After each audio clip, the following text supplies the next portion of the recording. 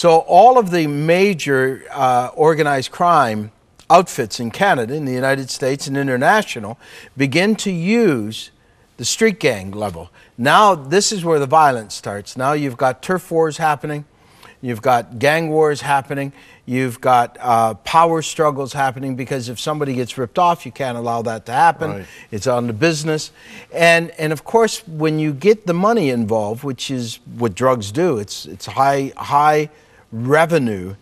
I made $130 million a year, gross.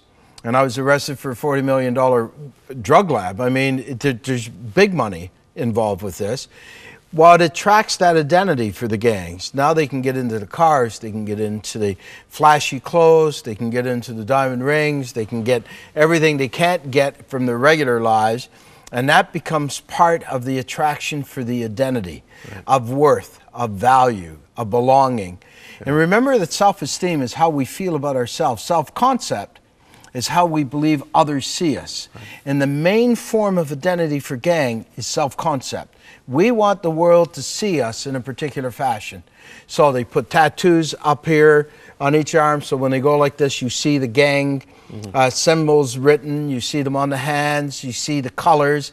So it begins to have an identity formed on what we believe the others see us as. How much of an impact does fatherlessness have? A huge impact. I mean, we all need a father figure of some type, a mentor. It's why scripturally we're called to father the fatherless, to be with the widows and the orphans, because we all children need to have a role model, a mentor, a big brother, a big sister, someone that can steer them in so that they can understand what their identity is and what their own perceptions of self is, in the value of who they are and reflected in that.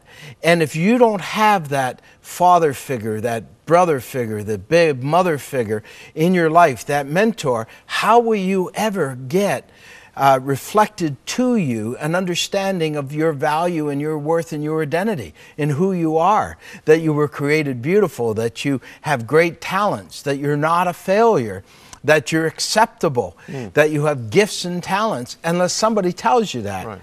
And if people don't tell you that, then you will go searching for that identity. And when the pimp or the gang leader or the drug dealer tells you that you have value and you have worth, and he blows into your ear, the great deceiver, then that's where you'll draw your identity from and your loyalty too. Now, Serge, you're doing some, you've been an MLA now for almost 2 years.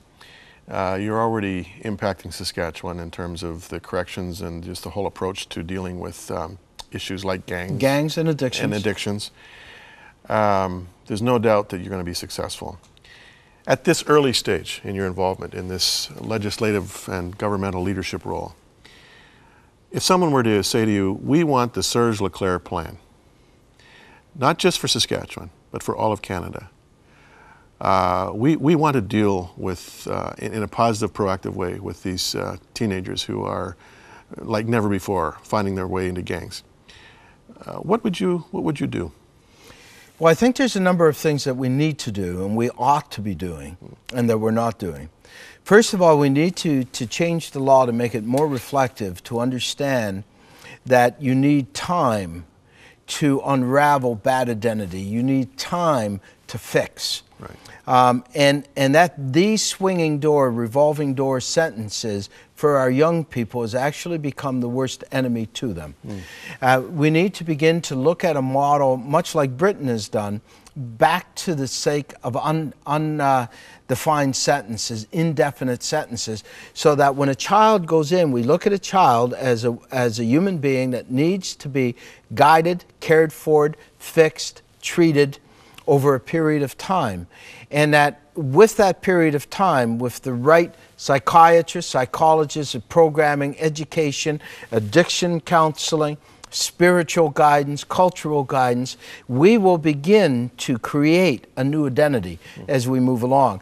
Because the number one role of the justice system must be, and that's where we've lost it in Canada, is to make sure that our prisons hold the barracudas, hold the predators to stop them from preying upon the citizens and the society. So first of all, we need to make our prisons secure, and we need to make sure that our sentences reflect the time period necessary to change. Now, you said in a former interview with me that what the justice system should have done with you was thrown you behind bars for 25 years without any hope of parole. Yeah, because I wasn't changing. I mean, I didn't have any, and there was no programs in place that would help me change. And you had no intention of changing. I had no intentions of changing. I mean, it was obvious. You get out of prison, you either escape or you get out on parole, and you're right back into it. Well, and one of the problems with sort of the left-wing, I call them the left-wing loons, and I really shouldn't, because I mean they're you know, the social progressives. It's very politically incorrect. So. Yeah, that lean way over here,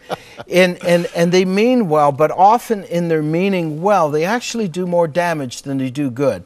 And